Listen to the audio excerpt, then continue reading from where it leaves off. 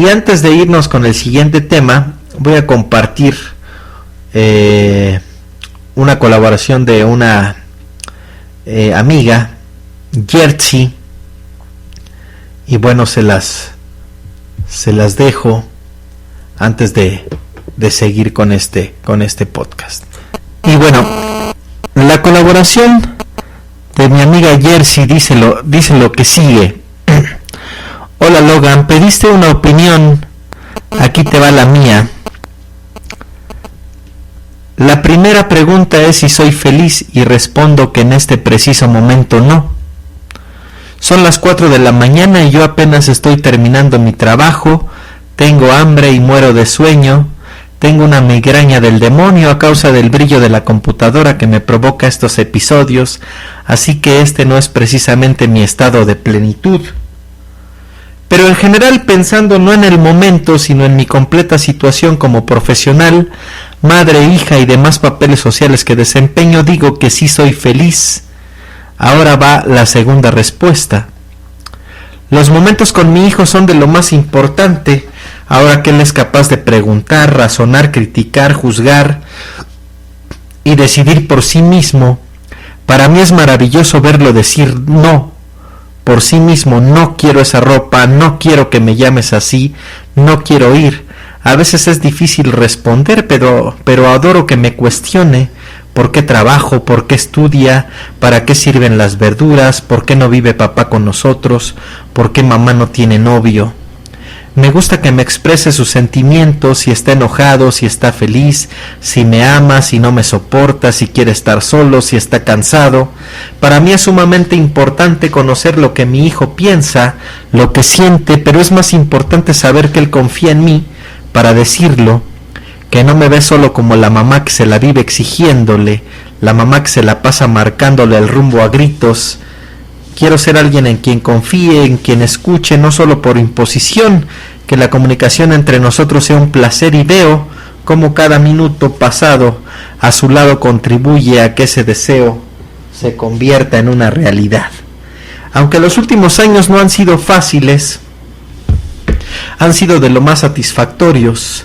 Me dedico a aquello a lo que siempre quise dedicarme, soy programadora y para mí no es solo cosa laboral, es mi forma de vida. Siempre deseé ser ingeniero y ahora que lo soy, me hace completamente feliz poder desempeñarme como tal, con todo y que es una profesión muy exigente, que es un mundo en el que la mayoría son hombres y que se tiende a creer que las mujeres no somos capaces de sostener una responsabilidad y compromiso tal como la de jefe de desarrollo, pero un paso a la vez. Me da gusto ver cómo la gente alrededor se da cuenta de mi capacidad y finalmente como persona, familia y conocida soy feliz, ya que la gente siempre me ve con cara de pobrecita, no tiene esposo y está solita con su hijo. Lo que no saben es que no estoy sola, menos con mi hijo al lado. Él puede llenar el mundo sin problemas y aun cuando él no está a mi lado yo soy feliz sola, dándome lo que quiero, planeándome una vida, viviendo momentos que yo disfruto, construyéndome un futuro que yo únicamente decido. Sé que mi vida tiene un hueco que yo por mí misma no he podido llenar, pero eso no implica que no trate de llenarlo con lo que yo decía. En él va mi música, van mis libros predilectos, van mis charlas amenas, mis fantasías improbables y mis fantasías reprobables. Y no me siento sola, me siento completa, ya que todo lo que necesito está en mi mano, el poder para concedérmelo. Si no tengo una vida perfecta, sí, no tengo una vida perfecta y tengo muchos cabos por atar, pero no los niego, y poco a poco he ido atándolos, cerrando círculos, saliendo de ellos, trazando rutas, abandonando ideas y personas que no me llevan a ningún sitio. Me queda mucho trabajo que hacer para alcanzar un estado de plenitud, pero esta situación que tengo ahora me permite gozar de muchos ratos de felicidad sincera con aquellos seres a los que entrego mi vida, porque para mí hasta compartir una taza de café contigo es entregarte un pedazo de mí. Saludos mi Logan y muchos, bueno, esa despedida me la dejo para mí. Muchas gracias Jersey, gracias por tu colaboración y bueno, pues como vemos, cada uno de ustedes tiene su propia opinión de lo que es o no ser feliz. Y bueno, aquí el punto, como ya lo dije, es preguntarnos y hacernos una felicidad razonada y no una felicidad tan débil que un gol en contra sea capaz de darle la madre a todo tu fin de semana, ¿no? Y bueno, vámonos en chinga con lo que sigue. Vámonos en chinga con lo que es vamos a hablar un poco de la situación de la legalización de la marihuana en Uruguay.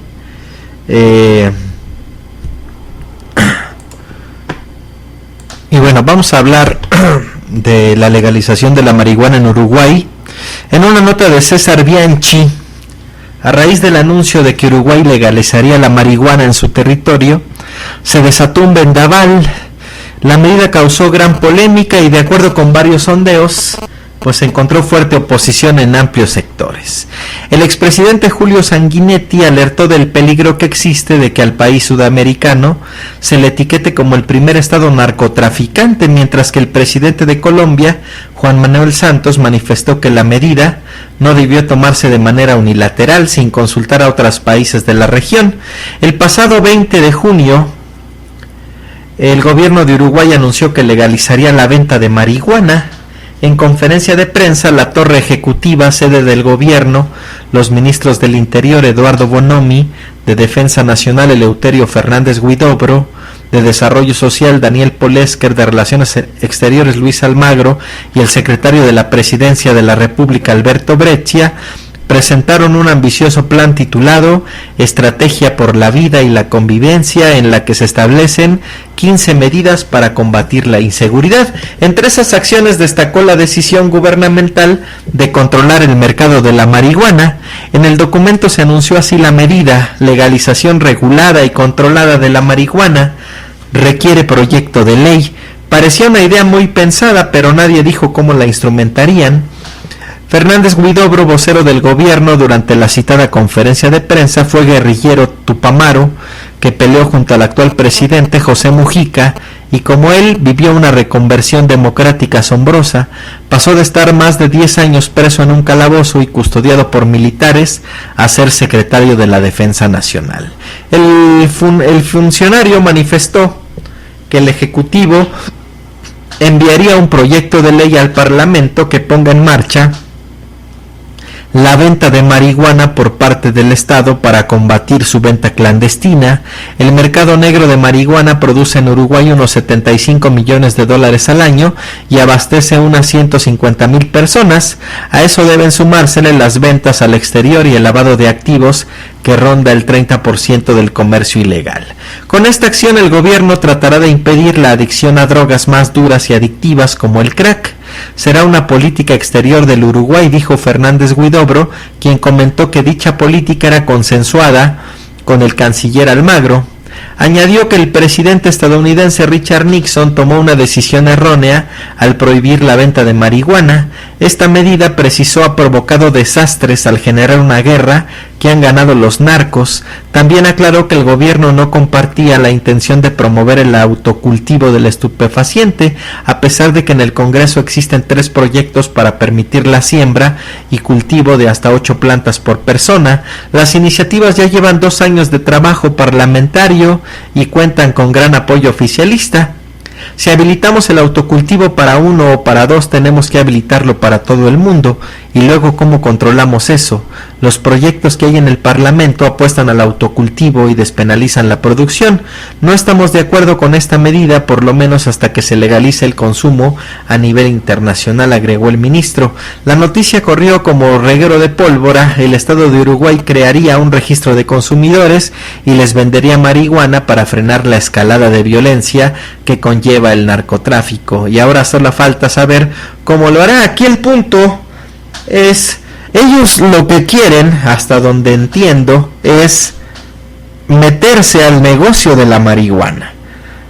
Hacerlo legal sí, pero ellos vender la marihuana, es decir, monopolizar el mercado de la marihuana. No está diciendo que va a legalizar la venta de marihuana, está diciendo que ellos la van a vender, ¿no?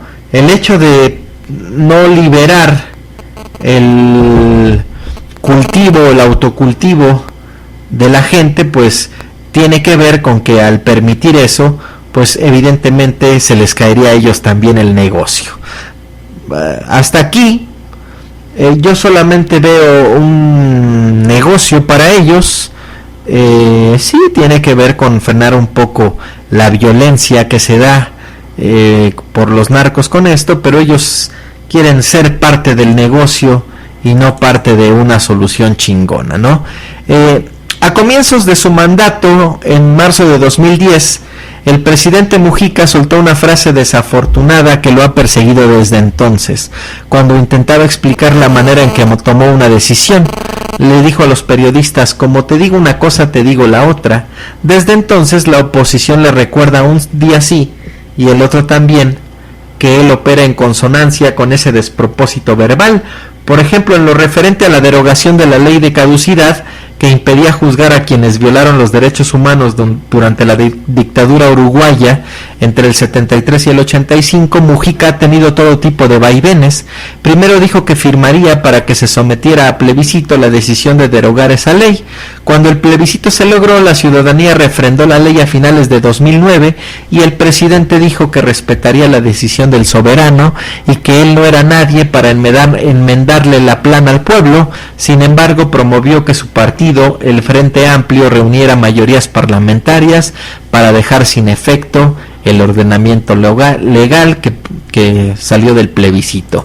En mayo pasado se envalentonó al declarar que si Argentina no avalaba rápidamente el dragado del compartido canal Martín García, Uruguay lo haría de forma unilateral. Pero luego, al ver las inevitables consecuencias diplomáticas que le acarrearía su postura, le dijo a un funcionario gubernamental que nunca dragaría el canal sin consultar con Argentina. Habían sacado de contexto sus afirmaciones, dijo. Con el anuncio del 20 de junio de la legalización de la marihuana también hubo malos entendidos. Mujica dijo que sí, las encuestas revelaban que más de la mitad de los uruguayos no aprobaba la legalización de esta droga, cejarían su empeño. El programa periodístico Santo y Seña del canal Monte Carlo TV realizó un sondeo en el que el 55% de los encuestados estuvo en contra de la medida. El 16 de julio la consultora Radar publicó que el 62% de sus consultados estaba en contra de la legalización de la marihuana, y hasta una encuesta realizada por el propio gobierno vía telefónica reveló una baja aceptación de la idea, como reconoció el ministro de Presidencia Alberto Breccia. Pese a todo esto, Mujica envió el proyecto al Parlamento para su consideración, pero nunca precisó detalles que no son de poca monta. No se sabe si el gobierno plantará cannabis o si esta acción estará en manos de particulares y dónde se produciría la droga. El titular de la Junta Nacional de Drogas, dependiente de Presidencia, Julio Calzada, dijo que la producción correría por cuenta del Estado. Luego Fernández Huidobro sostuvo que seguramente en un futuro se encomendaría a terceros. El ministro de Defensa expuso que el gobierno buscará combatir el contrabando y evitar el narcoturismo. Tenemos que aplicar medidas para no afectar a países vecinos, para no ser acusados de ser un centro de fabricación y distribución de drogas. Por eso nos parece mejor el control del Estado, dijo. Entre el día en que se difundió esta noticia de la legalización de la marihuana y la fecha actual, hubo anuncios que fueron desmentidos o matizados. Por ejemplo, la idea de crear un registro de consumidores para que cada usuario adquiera hasta 40 cigarros de marihuana por mes. El 22 de junio, en gira desde Río de Janeiro, Mujica dijo que solo podrán comprar porros quienes presenten cédulas de identidad, estén escritos en un registro de consumidores y devuelvan las colillas. En un diálogo informal, el mandatario dijo que podrían venderse en farmacias o en oficinas de cobranza y pagos de facturas, Pero mientras el presidente hablaba en Brasil de un máximo de cigarros a vender por persona, en Uruguay el Ministerio del Interior decía que se estudiaría la idea de no limitar el consumo para evitar el mercado negro. Las marchas y contramarchas se sucedieron mientras la oposición se alineaba para criticar con dureza los anuncios y las especulaciones. Así, el líder del Partido Colorado, Pedro Bordaberry, se preguntó qué pasaría si alguien decide comprar en la legalidad y vender sus 40 porros mensuales de manera clandestina. El expresidente Julio Sanguinete, también colorado, fue más lejos y dijo que Uruguay enfrentaba el riesgo de asumir el rol del primer estado narcotraficante y calificó de insólita la iniciativa. Un estado narcotraficante es el mexicano, así que no serían estos el primero. La unanimidad de profesionales en el tema ha dejado en claro que no tiene el menor sentido pensar en la legalización de la marihuana como posible método para alejar de su adicción a los consumidores. No se equivocó Sanguinetti al hablar del peligro de que se atribuya al Estado uruguayo el rol de narcotraficante, como se le veía desde el exterior. Por ejemplo, el New York Times escribió que si se aprobara en el Congreso lo que hoy apenas es un borrador, Uruguay se transformaría en la primera república marihuanera del mundo. El enviado del diario a Montevideo, Damien Cave, publicó el pasado 29 de julio que en amplios sectores del país sudamericano hay una fuerte oposición a que se legalice el uso de la marihuana. Doctores, rivales políticos, consumidores de marihuana y funcionarios en tema de seguridad han expresado preocupación sobre cómo se manejaría la marihuana y sobre si la legalización o algo cercano a ello aceleraría el agravamiento del problema de adicción y criminalidad en Uruguay. Incluso cultivadores de cannabis evidenciaron cierto recelo con la creación del registro de consumidores, una de las medidas más polémicas que incluye el proyecto de legalización. Estamos preocupados por la violación de la intimidad. El ruidoso anuncio del 20 de junio dio para todo, hasta para que Brescia, secretario de Presidencia, dijera que una vez había fumado un porro que le regalaron. Sentí paz y tranquilidad, agregó. De inmediato el semanario Búsqueda y el diario Últimas Noticias consultaron a legisladores de todos los partidos para saber si alguna vez habían consumido marihuana. El sondeo de Últimas Noticias a 60 parlamentarios reflejó que 23 admitieron haber consumido esta droga alguna vez, pero solo 4 lo hicieron de forma pública, con nombre y apellido. Doble moral. Mientras tanto, Búsqueda entrevistó a los 130 legisladores que tiene el Parlamento y solo 20 admitieron haber fumado un porro alguna vez. Otros confesaron su consumo, pero no quisieron que se publicara su nombre, pues adujeron que temían una condena social. Los integrantes del Movimiento de Liberación de Cannabis festejaron la medida y organizaron una fumata para celebrarla. El evento, claro está, transcurrió en medio de carcajadas. Legalizar es el camino, pero ¿cómo legalizas en un país donde la ignorancia prevalece? Desde mi punto de vista, legalizar es lo mejor que se puede hacer para acabar con toda la violencia que tenemos en México.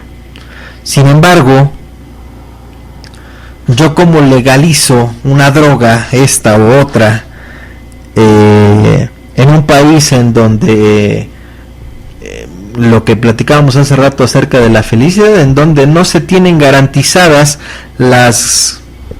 el escenario para que la gente sea feliz en cumplir sus necesidades básicas, para que la gente se sienta segura, y luego para que la gente socialice, y luego para que la gente se realice. Si no tenemos ese flujo y 50 millones de personas no saben ni escribir, ¿cómo les dejas abierta la puerta para que se droguen? ¿No? Yo creo que todo lo podríamos combatir con legalización, sí, pero también con educación, y en un país donde la educación vale madres, de repente complicado hablar de legalización. Y bueno,